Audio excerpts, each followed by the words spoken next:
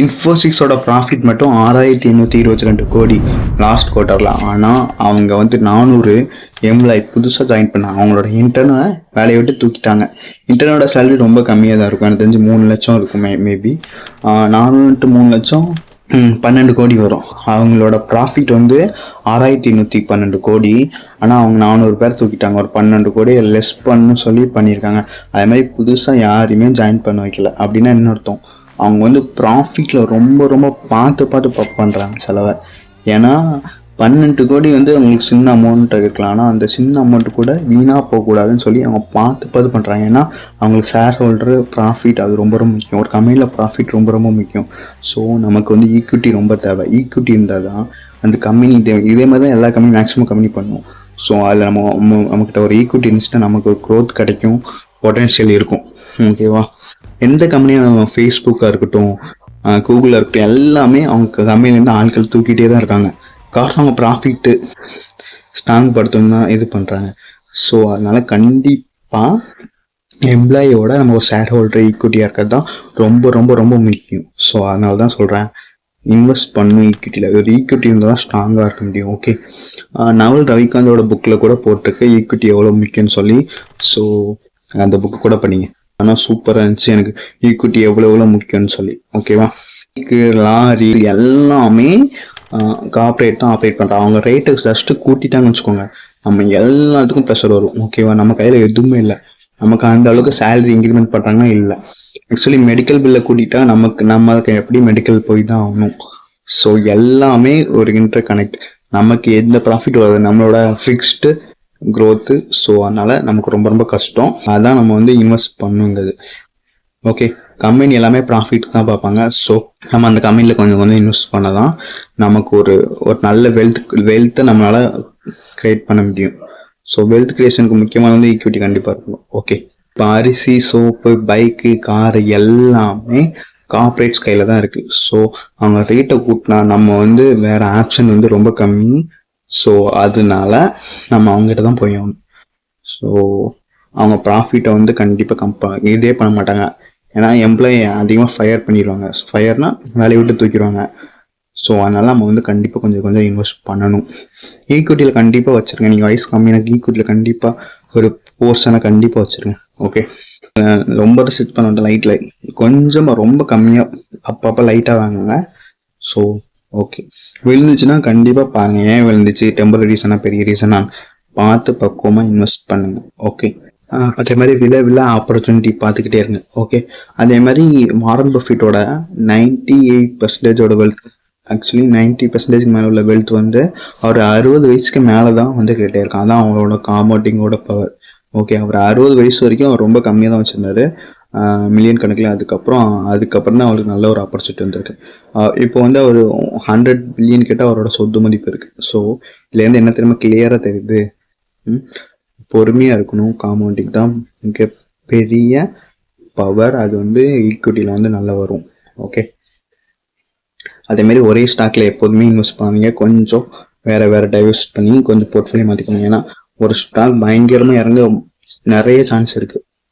ஓகேவா? ஸோ அதனால் பார்த்து இன்வெஸ்ட் பண்ணுவேன். ஓகே, நம்ம ஈக்விட்டிலையும் பயங்கரமாக ரிஸ்க் இருக்குது. ஃபஸ்ட் ரிஸ்க் வந்து காம்படிஷன். என்ன, நீங்கள் வந்து ஒரு இது வாங்கினீங்கன்னா கண்டிப்பாக காம்படிஷன் வரும். சிமெண்ட் கம்பெனி அல்ட்ராடெக் சிமெண்ட் வந்து புதுசாக ஒரு பெயிண்ட் உருவாக்குனாங்க, பெயிண்ட் பெர்லா ஓப்போஸ்ட். ஸோ அதனால ஏசியன் பெயிண்ட்ஸ் பயங்கரமான ஸ்ட்ராங்கான கம்பெனி, அது பயங்கரமாக விழுந்துருச்சு அந்த காம்படிஷனால. ஸோ இதே மாதிரி நிறைய சான்ஸ் இருக்குது. ஸோ காம்படிஷன் கண்டிப்பாக வரும் எல்லா கம்பெனிக்கும். அதை பார்த்து பக்கமாக இன்வெஸ்ட் பண்ணுங்கள். ஓகே, அது மாதிரி எஃப்ஐஸ் தான் அவங்க ஹெல்ப் கண்டிப்பாக வேணும். அவங்க இப்போ ஸ்டாக் வாங்கினா அவங்ககிட்ட தான் அமௌண்ட்டும் நிறைய இருக்கும். அவங்க ஒரு ஸ்டாக் வாங்கினா அந்த ஸ்டாக்கோட ஏதாவது கூட்டியே இருக்கும். இப்போ எஃப்ஐஸ்க்கு வந்து இந்தியன் மார்க்கெட்லேருந்து அந்தளவுக்கு அட்ராக்டிவாக இல்லை. ஏன்னா யூஎஸ் டாலர் ரொம்ப ஸ்ட்ராங் ஆகிட்டு இருக்கு, இந்தியன் ருப்ஸ் ரொம்ப வீக் ஆகிட்டு இருக்கு. ஸோ அதனால அவங்களுக்கு வந்து இந்தியன் ரூப்பில் இன்வெஸ்ட் பண்ணுறது இன்ட்ரெஸ்ட் இல்லை. ஏன்னா அவங்களுக்கு ரிட்டர்ன்ஸ் வந்து ரொம்ப கம்மியாக வரும்.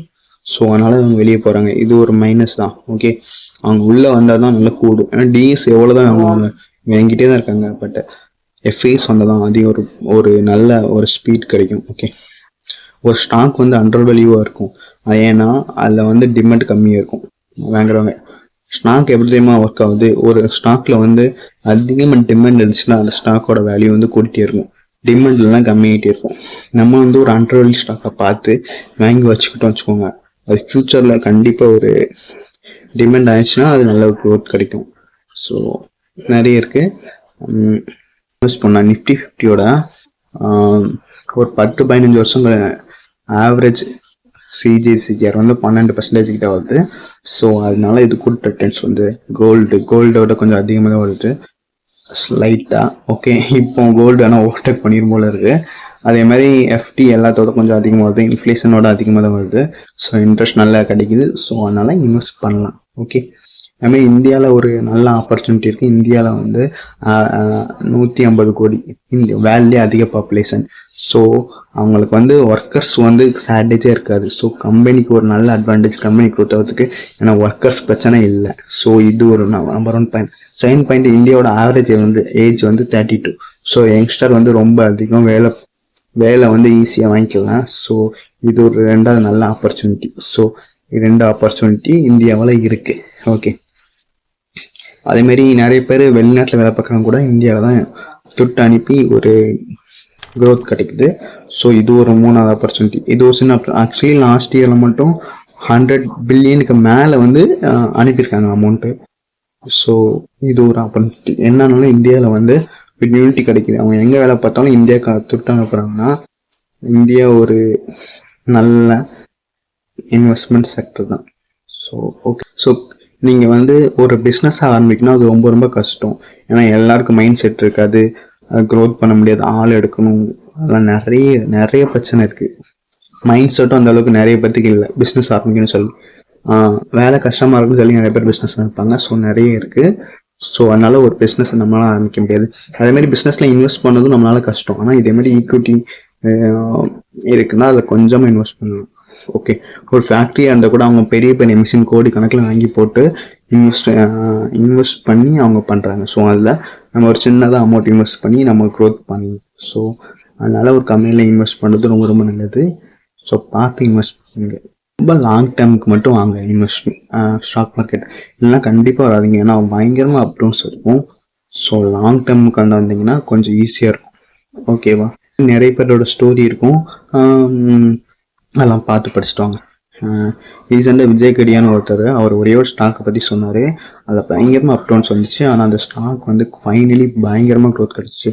ஒரு 10 லட்சம் கிட்ட இன்வெஸ்ட் பண்ணாருங்க, அது வந்து 100 கோடி கிட்ட போயிடுச்சு அப்படின்னு ஒரு இன்டர்வியூவில் சொன்னார். ஸோ ஒரு பயங்கரமான க்ரோத் பாருங்கள். ஆக்சுவலாக ஒரே ஒரு ஸ்டாக் சேஞ்ச் ஆயிடுச்சு.